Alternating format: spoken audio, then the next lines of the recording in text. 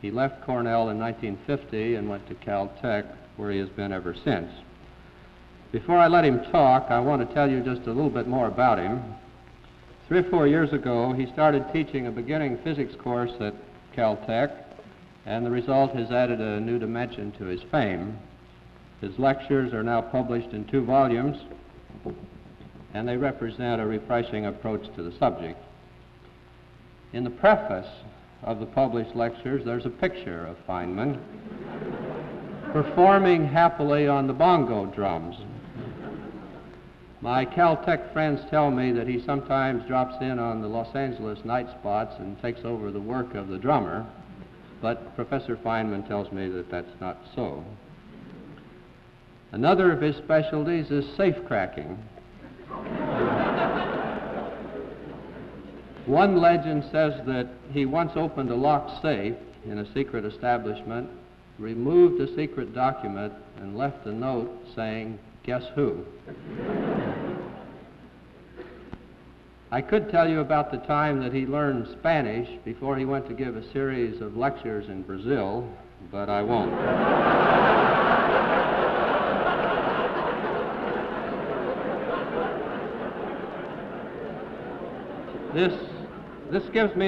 This gives you enough background, I think, so let me say that I'm delighted to welcome Professor Feynman back to Cornell. His general topic is the nature of physical law, and his topic for tonight is the law of gravitation, an example of physical law. Professor Feynman.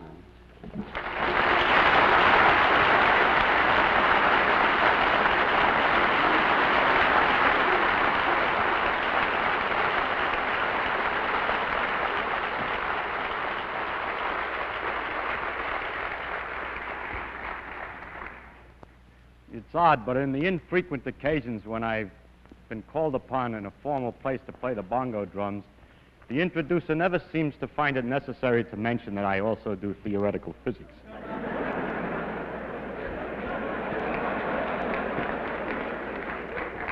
I believe that's probably that we respect the arts more than the sciences. The artists of the Renaissance said that man's main concern should be for man. And yet, there are some other things of interest in the world. Even the artists appreciate sunsets and the ocean waves and the march of the stars across the heavens. And there is some reason then to talk of other things sometimes.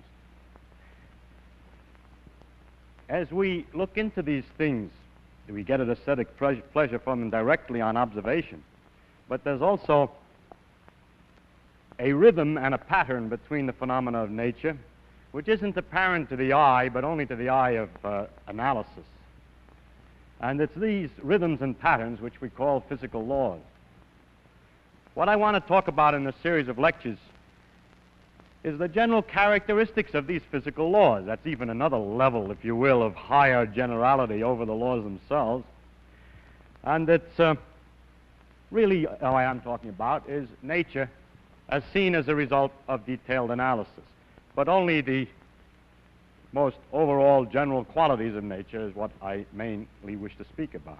Now, such a topic has a tendency to become too philosophical because it becomes so general that a person talks in such generalities that everybody can understand him, and it's considered to be some deep philosophy. However, I would like to be rather more special, and I would like to be understood in an honest way rather than in a vague way to some extent. And so, if you don't mind, I'm going to try to give, instead of only the generalities, in this first lecture, an example of physical law, so that you have at least one example of the things about which I'm speaking generally. In this way, I can use this example again and again to give an instance to make a reality out of something which would otherwise be too abstract. Now, I've chosen for my special example of physical law to tell you about the theory of gravitation, or the phenomena of gravity. Why I chose gravity, I don't know. Whatever I chose, you would have asked the same question. Actually, it was one of the first great laws to be discovered, and it has an interesting history. You might say, yes, but then it's old hat. I would like to hear something about science, more modern science. More recent, perhaps, but not more modern. Modern science is exactly in the same tradition as the discoveries of the law of gravitation. It is only more recent discoveries that we would be talking about. And so I do not feel at all bad about telling you of the law of gravitation, because I am, in describing its history and the methods, the character of its discovery and its quality, talking about modern science, completely modern. This law has been called the greatest generalization achieved by the human mind. And you can get already from my introduction, I'm more interested not so much in the human mind as in the marvel of nature who can obey such an elegant and simple law as this law of gravitation. So our main concentration will not be on how clever we are to have found it all out, but on how clever she is to pay attention to it. Now, what is this law of gravitation that we're going to talk about? The law is that two bodies or bodies exert a force upon each other, which is inversely as the square of the distance between them and varies directly as the product of their masses. And mathematically, we can write that great law down in the formula, some kind of a constant times the product of the two masses divided by the square of the distance. Now, if I add the remark that a body reacts to a force by accelerating or by changing its velocity every second to an extent inversely as its mass. It reacts, changes velocity more if the mass is lower and so on, inversely as the mass. Then I have said everything about the law of gravitation that needs to be said. Everything else is a consequence, a mathematical consequence of those two things that I said. That's a remarkable enough phenomenon in itself that the next lecture will consider this in more detail. Now, I know you're not all here. I know some of you are, but you're not all mathematicians, and so you cannot all immediately see all of the consequences of these two remarks. And so what I would like to do in this lecture is to briefly tell you the story of the discovery, tell you what some of the consequences are, what the effect of this discovery had on the history of science, what kinds of mysteries such a law entails, something about the refinements made by Einstein, and possibly the relation to other laws of physics. The history of the thing, briefly, is this, that the ancients first observed the way the planets seemed to move about in the sky and concluded that they all went around, along with the Earth, went around the sun. This discovery was later made independently by Copernicus after they had forgotten, that people had forgotten that it had already been made. Now, the next question that came up to study was exactly how do they go around the sun? That is, exactly what kind of motion? Do they go with the sun at the center of a circle, or do they go in some other kind of a curve? How fast do they move, and so on? And this discovery took longer to make. The times after Copernicus were times in which there were great debates about whether the planets in fact went around the sun along with the Earth, or whether the Earth was at the center of the universe, and so on. And there were considerable arguments about this. When a man named Tycho Brahe got an idea of a way of answering the question, he thought that it might perhaps be a good idea to look very, very carefully and to record where the planets actually appear in the sky, and then the alternative theories might be distinguished from one another. This is the key of modern science and is the beginning of the true understanding of nature, this idea that to look at the thing, to record the details, and to hope that in the information thus obtained may lie a clue to one or another of a possible theoretical interpretations. So Tycho, who was a rich man and owned, I believe, an island near Copenhagen, outfitted his island with great brass circles and special observing positions, situation chairs that you could look through little holes, and recorded night after night the position of the planets. It's only through such hard work that we can find out anything. When all these data were collected, they came into the hands of Kepler, who then tried to analyze what kinds of motions the planets made around the sun. And he did this by a method of trial and error. At one stage he thought he had it. He figured out that they went around the sun in circles with the sun off center, and noticed that one planet, I think it was Mars, but I don't know, was 8 minutes of arc off, and he decided that this was too big for Tycho Brahe to have made an error, and that this was not the right answer. So because of the precision of experiments, he was able to proceed and find that, to go on to another trial, and found, in fact, ultimately this. 3 things. First, that the planets went in ellipses around the sun with the sun of the focus. An ellipse is a curve all artists know about because it's a foreshortened circle, or children know about because somebody told them that if you take a string and tie it to 2 tacks and put a pencil in there, it'll make an ellipse.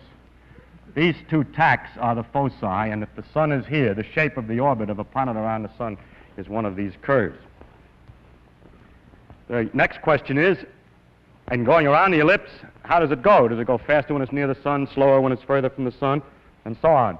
We take away the other focus, we have the sun then and the planet going around. And Kepler found the answer to this too. He found this, that if you put the position of the planet down at 2 times separated by some definite time, let's say 3 weeks, and then at another place in the orbit, put the positions of the planets again separated by 3 weeks, and draw lines from the sun to the planet, technically called radius vectors. Anyway, lines from the sun to the planet, then the area that's enclosed in the orbit of the planet and the 2 lines that are separated by the planet's position 3 weeks apart is the same no matter what part of the orbit the thing is on. So that it has to go faster when it's closer in order to get the same area as it goes slower when it's further away, and in this precise manner.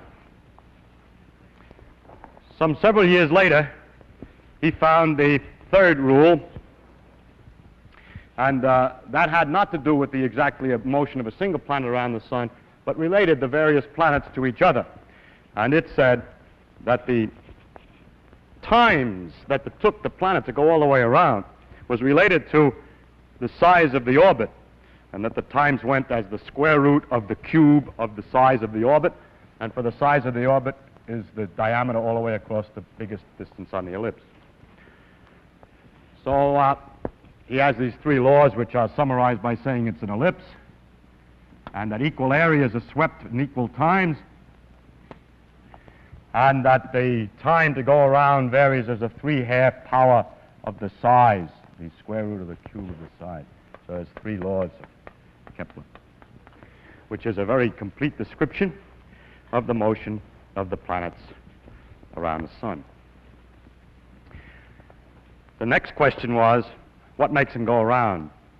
Well, how can we understand this in more detail? Or is there anything else to say? In the meantime, Galileo was investigating the laws of motion. Incidentally, at the time of Kepler, the problem of what drove the planets around the sun was answered by some people by saying that there were angels behind here beating their wings and pushing the planet along around orbit. As we'll see, that answer is not very far from the truth. The only difference is that the angels sit in a different direction and the wings go in a different direction.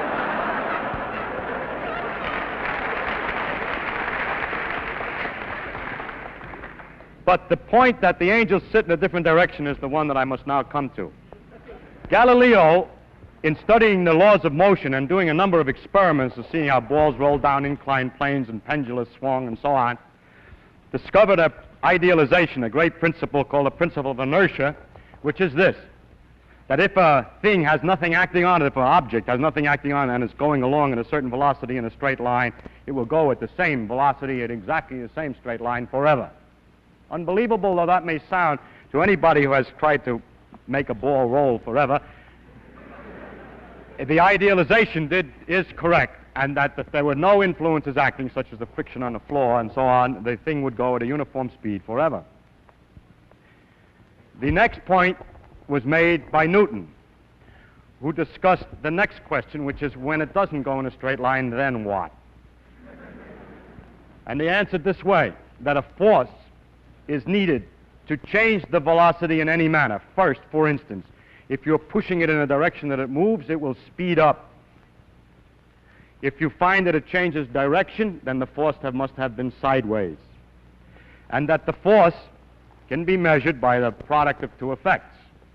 First, how much does the velocity change in a small interval of time? How fast is the velocity changing? How much is it accelerating in this direction, or how much is the velocity changing when it changes direction? That's called the acceleration.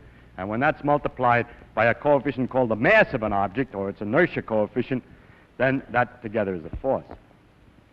One can measure for instance, if one has a stone on the end of a string and swings it in a circle over his head, then one can measure, when one finds one has to pull, the reason is that the speed of the velocity, the speed is not changing as it goes around the circle, but it's changing its direction, so there must be perpetually an in-pulling force, and this is proportional to the mass, so that if we were to take two different objects, first swing one, and then swing another one at the same speed around the head and measure the force in the second one, that second one, the new force is bigger than the other force in the proportion that the masses are different. This is a way of measuring the masses, by how hard it is to change the speed.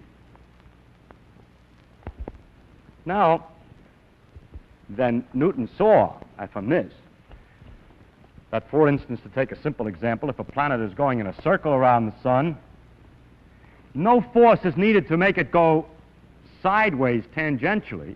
If there were no force at all on it, it would have just keep coasting this way. But actually, the planet doesn't keep coasting this way, but finds itself later not out here where it would go if there were no force at all, but further down toward the sun. In other words, its velocity, its motion, has been deflected toward the sun. So what the angels have to do is to beat their wings in toward the sun all the time, that the motion to keep it going in a straight line has no known reason. The reason why things coast forever has never been found out. The law of inertia is no known origin. So the angels don't exist, but the continuation of the motion does. But in order to obtain the falling operation, we do need a force. So it became apparent that the origin of that the force was toward the sun. As a matter of fact, Newton was able to demonstrate that the statement that equal areas are swept in equal times was a direct consequence of the simple idea that all of the changes in velocity are directed exactly to the sun, even in the elliptical case. And maybe I'll have time next time to show you how that works in detail. So from this law, he would confirm the idea that the force is toward the sun. And from knowing how the periods of the different planets vary with the distance away from the sun, it's possible to determine how that force must weaken at different distances, and he was able to determine that the force must vary inversely as the square of the distance. Now, so far, he hasn't said anything. Yes, because he only said two things which Kepler said in a different language. One is exactly equivalent to the statement that the force is toward the sun, and the other is exactly equivalent to the statement that the law is inversely as the square of the distance. But people had seen in telescopes the Jupiter's satellites going around Jupiter, and it looked like a little solar system. So the satellites were attracted to Jupiter. And the moon is attracted to the Earth, and this goes around the Earth, is attracted the same way. So it looks like everything's attracted to everything else. And so the next statement was to generalize this and to say that every object attracts every other object. If so, the Earth must be pulling on the moon, just as the sun pulls on the planet. But it's known that the Earth pulls on things because you're all sitting tightly in your seats in spite of your desires to float out of the hall at this time. The pull for objects on the Earth was well known in the phenomenon of gravitation. And it was Newton's idea then that maybe the gravitation which held the moon in the orbit also applied, was the same gravitation that pulled the objects toward the Earth. Now, it is easy to figure out how far the moon falls in 1 second. Because if it went in a straight line, you know the size of the orbit, you know it takes a month to go around, and if you figure out how far it goes in 1 second, you can figure out how far the circle of the moon's orbit has fallen below the straight line that it would have been in if it didn't go the way it does go. And this distance is 1/20th of an inch. Now, the moon is 60 times as far away from the Earth's center than we are. We're 4,000 miles away from the center, and the moon is 240,000 miles away from the center. So if the law of inverse square is right, an object at the Earth's surface should fall in 1 second by 1/20th of an inch times 3,600, being the square of 60, because the force has been weakened by 60 times 60 for the inverse square law in getting out there to the moon. And if you multiply a 20th of an inch by 3,600, you get about 16 feet, and lo, it is known already from Galileo's measurements that things fell in 1 second on the Earth's surface by 16 feet. So this meant, you see, that he was on the right track. There was no going back now. Because a new fact that was completely independent previously, which is the period of the moon's orbit and its distance from the Earth, was connected to another fact, which is how long it takes something to fall in 1 second. So this was a dramatic test that everything's all right. Further, he had a lot of other predictions.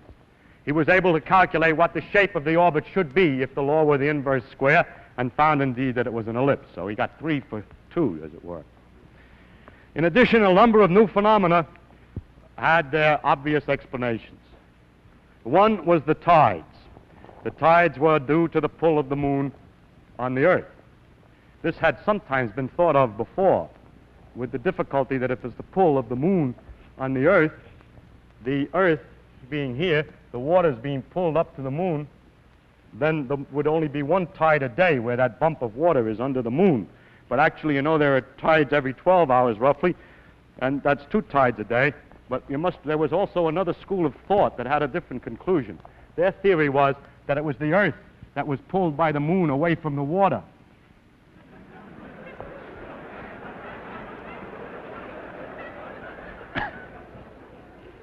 So actually, Newton was the first one to realize what actually was going on, that the force of the moon on the Earth and on the water is the same at the same distance, and that the water here is closer to the moon and the water here is further from the moon than the Earth, than the rigid Earth, so that the water is pulled more toward the moon here, and here is less toward the moon than the Earth, so that it's a combination of those 2 pictures that makes a double tide. Actually, the Earth does the same trick as the moon. It goes around a circle, really. I mean, the force of the moon on the Earth is balanced, but by what? By the fact that just like the moon goes in a circle to balance the Earth's force, the Earth is also going in a circle. Actually, the center of the circle is somewhere inside the Earth. It's also going in a circle to balance the moon. So the 2 of them go around a common center here. And if you wish, this water is thrown off by centrifugal force more than the Earth is, and this water is attracted more than the average of the Earth. At any rate, the tides were then explained, and the fact that there were 2 a day. A lot of other things became quite clear. Why the Earth is round, because everything gets pulled in. And why it isn't round, because it's spinning so that the outside gets thrown out a little bit and it balances. And why the sun and moon are round, and so on. Now, as the science developed and measurements were made ever more accurately, the tests of Newton's law became much more stringent. And the first careful tests involved the moons of Jupiter. By careful observations of the way they went around over a long period of time, one could be very careful to check that everything was according to Newton. And turned out not to be the case. The moons of Jupiter appeared to be first get sometimes to 8 minutes ahead of time and sometimes 8 minutes behind schedule, where schedule is the calculated values according to Newton's laws. It was noticed that they were ahead of schedule when they were close, when Jupiter was close to the Earth, and behind schedule when it was far away, a rather odd circumstance.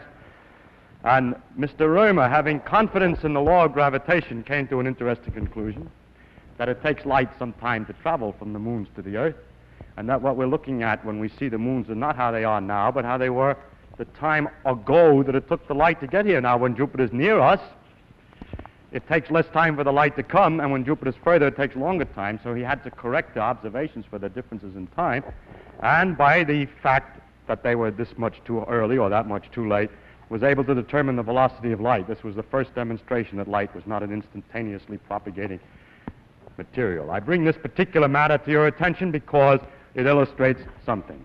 That when a law is right, it can be used to find another one. That by having confidence in this law, if something is the matter, it suggests perhaps some other phenomenon. And if we had not known the law of gravitation, we would have taken much longer to find the speed of light, because we would not have known what to expect of Jupiter's satellites.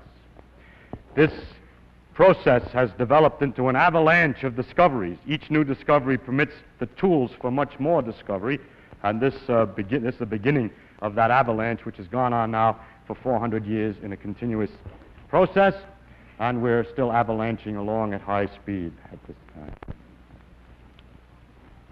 Another problem came up. The planets shouldn't really go in ellipses because, according to Newton's laws, they're not attracted only by the sun, but also they pull on each other a little bit, only a little bit, but a little bit is something, and will alter the motion a little bit. So Jupiter, Saturn, and Uranus were big planets that were known, and the calculations were made as to how slightly different than the perfect ellipses of Kepler the planets ought to be going, Jupiter, Saturn, and Uranus, by the pull of one on each other. And when they were finished, the calculations, I mean, and the observations, it was noticed that Jupiter and Saturn went according to the calculations, but that Uranus was doing something funny. Another opportunity for Newton's laws to be found wanting, but courage. Two men, both who made these calculations, Adams and Leverrier, independently and at almost exactly the same time, proposed that the motions of Uranus were due to an unseen as yet new planet. And they wrote letters to their respective observatories telling them to look. Turn your telescope and look there and you'll find a planet. How absurd, said one of the observatories, that some guy sitting with pieces of paper and pencils can tell us where we'd look to find something new planet. And the other observatory was more, the administration was different. And they found the Neptune. More recently, in the beginning of the 20th century, it became apparent that the motion of the planet Mercury was not exactly right. And this caused a lot of trouble and had no explanation until a modification of Newton's. This did show ultimately that Newton's laws were slightly off and that they had to be modified. I will not discuss the modification in detail. It was made by Einstein. Now the question is, how far does this law extend? Does it extend outside the solar system? And so I show on the first slide evidence that the law of gravitation is on a wider scale than just the solar system. Here is a series of 3 pictures of a so-called double star. There's a third star, fortunately, in the picture, so you can see that they're really turning around and that nobody just simply turned the frames of the pictures around, which is easy to do on astronomical pictures. But the stars are actually going around. And by watching these things and plotting the orbit, you see the orbit that they make on the next slide. It's evident that they're attracting each other and that they're going around in an ellipse. According to the way expected, these are a succession of pictures going for all these different periods of time. I think, yes, it goes around this way. They didn't see it well when it was too close, and here it is in 1905. My slide is very old. It's gone around maybe once more since. And you'll be happy except when you notice, if you have noticed already, that the center is not a focus of the ellipse, but it's quite a bit off. So something's the matter with the law. No. God hasn't presented us with this orbit face on. It's tilted at a funny angle. And if you take an ellipse and mark its focus and then hold the paper at an odd angle and look at it in projection, the focus doesn't have to be at the focus of the projected image. So it's because its orbit is tilted in space that it looks that way. It looks like it's not the right pattern. But it's all right, and you can figure everything out satisfactorily for that. How about a bigger distance? There's forces between the stars. Does it go any further than these distances, which are not more than 2 or 3 times the solar system's diameter? Here's something in the next slide that's 100,000 times as big as the solar system in diameter. And this is a large number of stars, tremendous number of stars. This white spot is not a solid white spot. It's just because of the failure of our instruments to resolve it, but are very, very tiny dots, just like the other stars, well separated from one another, not hitting each other, each one falling through and back and forth through this great globular cluster. It's one of the most beautiful things in the sky, as good as sea waves and sunsets. And the distribution of this material, it's perfectly clear that the thing that holds this together is the gravitational attraction of the stars for each other. And the distribution of the material in the sense of how the stars peter out as you go out in distance permits one to find out roughly what the law is of force between the stars, and of course it comes out right that it is roughly the inverse square. The accuracy of these calculations and measurements is not anywhere near as careful as in the solar system. Onward, as gravity extends still further. This is a little pinpoint inside of a big galaxy, and the next slide shows a typical galaxy. And it's clear that this thing again is held together somehow, and the only candidate that's reasonable is gravitation. But when we get to this size, we haven't any way any longer to check the inverse square law. But there seems to be no doubt that these great agglomerations of stars and so, these galaxies, which are 50 to 100,000 light years across, the solar system is, well, from the Earth to the Sun is only 8 light minutes. This is 100,000 light years that the gravity is extending even over these distances. And in the next slide is evidence that it extends even further. Here is what is called a cluster of galaxies. There's a galaxy here and here and here. There are galaxies here. They're all in one lump of galaxies, analogous to the cluster of stars, but this time what's clustered are those big babies that I showed you in this previous slide. Now this is as far as is about 1/10, or well, 100th maybe, of the size of the universe, and as far as we have any direct evidence that gravitational forces extend. So the Earth's gravitation, if we take the view,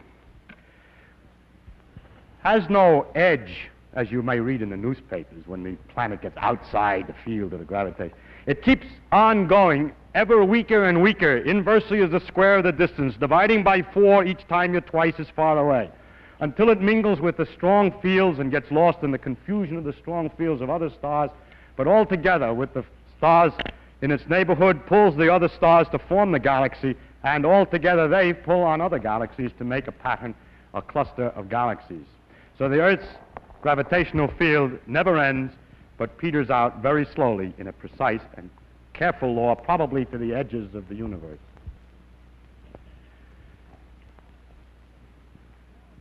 The law of gravitation is different than many of the other, well, is very important in the economy or in the machinery of the universe. There are many places where gravity has its practical applications as far as the universe is concerned. But atypically, among all the other laws of physics, gravitation has relatively few practical applications. I mean, the new knowledge of the law, it has a lot of applications. It keeps people in their seats and so on. But it has few, the knowledge of the law has few practical applications, relatively speaking, compared to the other laws. This is one case in which I picked an atypical example. It is impossible, by the way, by picking one example of anything, to avoid picking one which is atypical in some sense. That's the wonder of the world. I mean, the only applications I could think of were first in some geophysical prospecting, in predicting the tides, nowadays more modernly in working out the motions of the satellites and planet probes and so on that we send up, and also modernly to calculate the predictions of the planet's position, which have great utility for astrologers to publish their predictions and horoscopes in the magazines. That's the strange world we live in, that all the advances in understanding are used only to continue the nonsense which has existed for 2,000 years. Now, that shows that gravitation extends to the great distances, but Newton said that everything attracted everything else. Do I attract you? Excuse me, do I attract you? I was going to say, excuse me, do I attract you physically? I didn't mean What I mean is, is it really true that two things attract each other? Can we make a direct test and not just wait for the planets and look at the planets to see if they attract each other? And this experiment, the direct test, was made by Cavendish on equipment which you see indicated on the next slide. If I got my slides right. Well, I made a mistake. I was talking about the importance of the gravitation. I was overwhelmed by my clever remark about astrologers and forgot to mention the important places where gravitation does have some real effect in the behavior of the universe. And one of the interesting ones is the formation of new stars. In this picture, which is a gaseous nebula inside our own galaxy, and there's not a lot of stars, but it's gas, there are places where the gas has been compressed or attracted to itself here. It starts perhaps by some kind of shock waves to get collected, but the remainder of the phenomenon is that gravitation pulls the cloud of gas closer and closer together. So big mobs of gas and dust collect and form balls, which as they fall still further, the heat generated by the falling lights them up and they become stars. And we have in the next slide some evidence of the creation of new stars. It is unfortunately harder to see than I thought it was when I looked at it before. But this is not exactly the same as this. This bump here is further out than here, and that this also has a new dot here. I have found better examples, but we're unable to produce a slide. There is one example of a star patch, a light that grew in a place within 200 days. So that when it was in the same kind of a condition of a gas cloud, when the gas collects too much together by gravitation, stars are born. And this is the beginning of new stars. So the stars belch out dirt and gases when they explode sometimes, and the dirt and gases then collect back again and make new stars. Sounds like perpetual motion. I now turn to the subject I meant to introduce, which was the experiments on the small scale to see whether things really attract each other. And I hope now that the next slide does indicate, this is the second try, yeah, Cavendish's experiment. The idea was to hang by a very, very fine quartz fiber a rod with two balls, and then put two large lead balls in the positions indicated here next to it on the side. Then, because of the attraction of the balls, there would be a slight twist of the fiber. It had to be done so delicately because the gravitational force between ordinary things is very, very tiny indeed. And there it was. And it was possible then to measure the force between these two balls. Cavendish called his experiment weighing the Earth. We're pedantic and careful today. We wouldn't let our students say that. We would have to say they're measuring the mass of the Earth. You know? But the reason he said that is the following. By a direct experiment, he was able to measure the force and the two masses and the distance, and thus determine the gravitational constant. You say, yes, but we have the same situation on the Earth. We know what the pull is, and we know what the mass of the object pulled is, and we know how far away we are, but we don't know either the mass of the Earth or the constant, but only the combination. So by measuring the constant and knowing the facts about the pull of the Earth, the mass of the Earth could be determined. So indirectly, this experiment was the first determination of how heavy or how massive is the ball on which we stand. It's a kind of an amazing achievement to find that out, and I think that's why Cavendish named his experiment that way instead of determining the constant in the gravitational equation. Weighing the Earth. Oh. He incidentally was weighing the sun and everything else at the same time, because the pull of the sun is known in the same manner. Now, one other test of the law of gravitation is very interesting, and that is the question as to whether the pull is exactly proportional to the mass. If the pull is exactly proportional to the mass, and the reaction to forces, the motions induced by forces, the changes in velocity, are inversely proportional to the mass, that means that two objects of different mass will change their velocity in the same manner in a gravitational field. Or two different things, no matter what their mass, in a vacuum, will fall the same way toward the Earth. That's Galileo's old experiment from the Leaning Tower. I took my young son of 2.5 to the Leaning Tower of Pisa, and now every time a guest comes, he says, Leaning Tower. So, anyhow, it means, for example, that in a satellite, a man-made satellite, an object inside will go around the Earth in the same kind of an orbit as a satellite on the outside, and thus float in the middle, apparently. So that this fact that the force is exactly proportional to the mass and that the reactions are inversely proportional to mass has this very interesting consequence. The question is, how accurate is it? And it has been measured by an experiment by a man named Voss in 1909, and very much more recently and more accurately by Dickey, and it is known that 1 part in 10,000 million, the mass is exactly proportional. The forces are exactly proportional to the mass. How it's possible to measure with that accuracy, I wish I had the time to explain, but I'm afraid I cannot. It's a remarkably clever. I'll give a hint, Howard. I'll give one hint there. Suppose that you wanted to measure whether it's true for the pull of the sun. You know the sun is pulling us all. It pulls the earth too. But suppose you wanted to know whether you had a piece of lead here and a piece of copper here, or polyethylene and lead. It was first done with sandalwood. Now it's done with polyethylene. Whether the pull is exactly proportional to the inertia. The earth is going around the sun, so these things are thrown out by inertia, and they're thrown out to the extent that these two objects have inertia. But they're attracted to the sun to the extent that they have mass in the attraction law. So if they're attracted to the sun in a different proportion than they're thrown out by inertia, one will be pulled toward the sun and the other away. And so hanging on another one of those Cavendish quartz fibers, the thing will twist toward the sun. It doesn't twist to this accuracy, so we know that the sun's attraction for these two objects is exactly proportional to their centrifugal effect, which is inertia. So the force of attraction on an object is exactly proportional to its coefficient of inertia. In other words, its mass. I should say something about the relation of gravitation to other forces, to other parts of nature, other phenomena in nature, and I'll have more to say of a general quality later. But there is one thing that's particularly interesting, and that is that the inverse square law appears again. It appears in the electrical laws, for instance, that electricity also exerts forces inversely as the square of the distance, this time between charges. And one thinks perhaps the inverse square of the distance has some deep significance. Maybe gravity and electricity are different aspects of the same thing.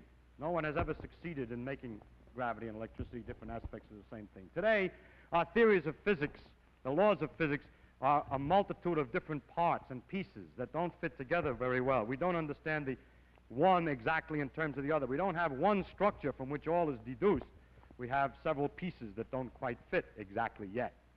And that's the reason why in these lectures, instead of having the ability to tell you what the law of physics is, I have to talk about the things that are common to the various laws, because we don't know, we don't understand the connection between them. But what's very strange is that there are certain things that are the same in both.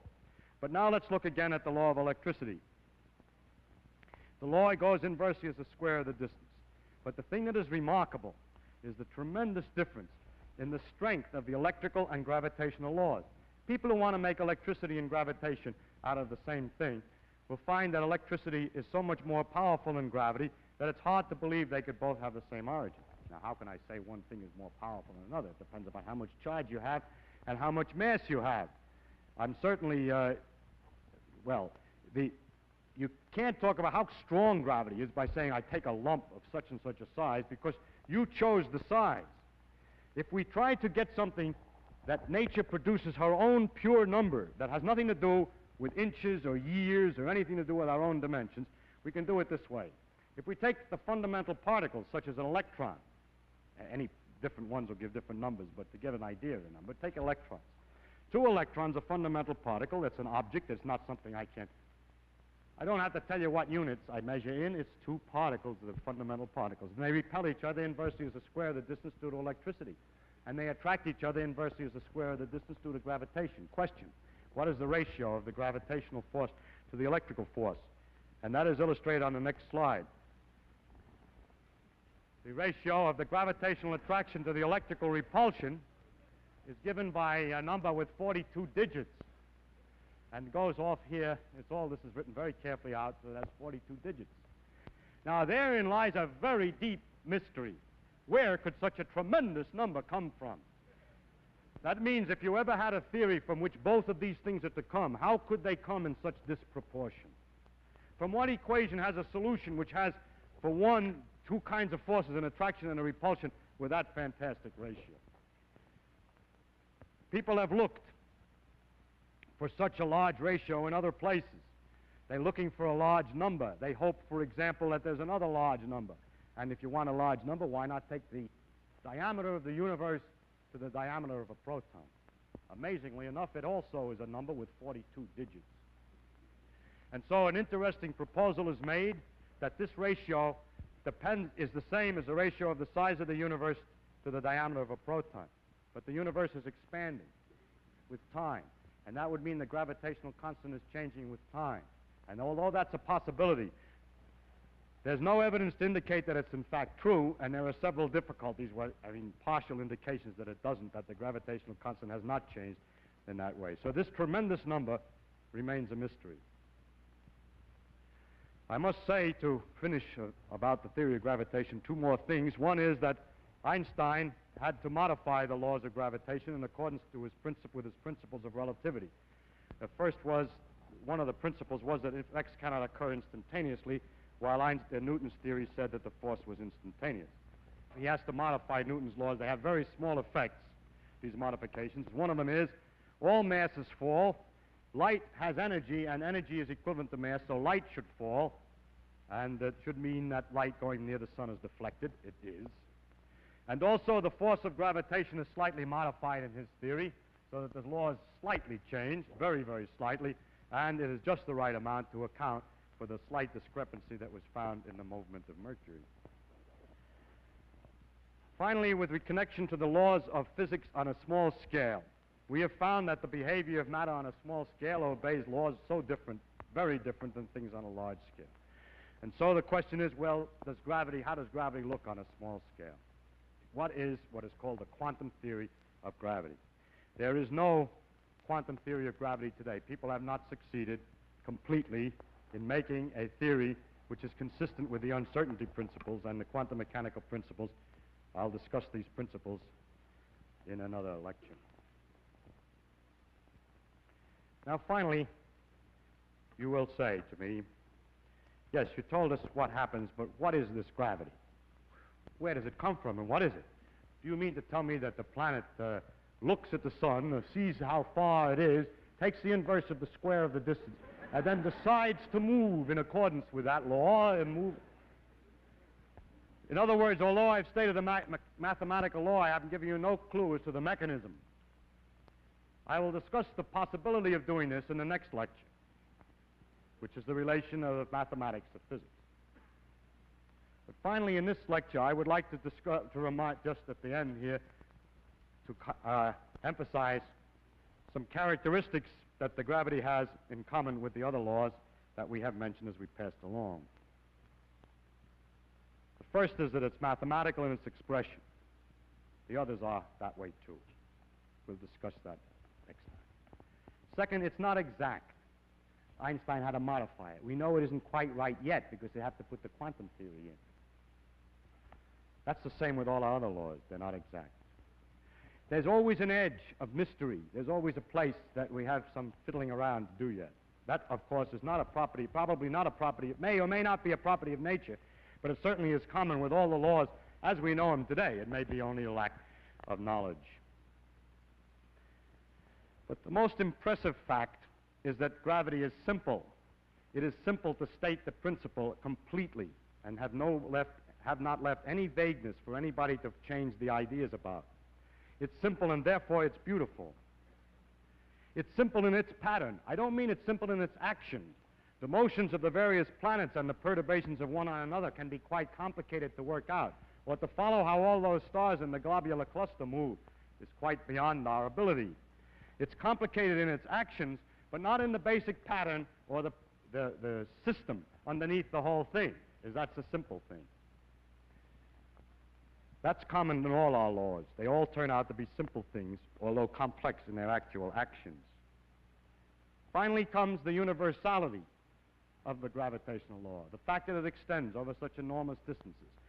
That Newton, in his mind worrying about the solar system, was able to predict what would happen in an experiment of Cavendish, where Cavendish's little model of the solar system, the two balls attracting, has to be expanded 10 million times to become the solar system. And then 10 million times expanded once again, and we find the galaxies attracting each other by exactly the same law. Nature uses only the longest threads to weave her patterns. so that each small piece of her fabric reveals the organization of the entire tapestry. Thank you.